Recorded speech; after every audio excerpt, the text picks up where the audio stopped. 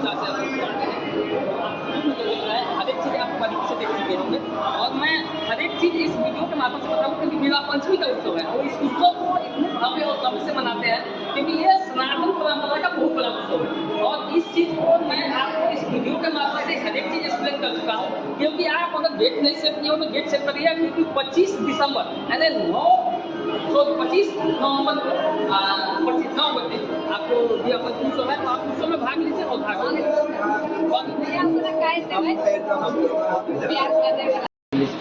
Like कर दिया, comment कर दिया, शेयर कर दिया, सब्सक्राइब भी कर चैनल के सब्सक्राइब कर दिया। बाय।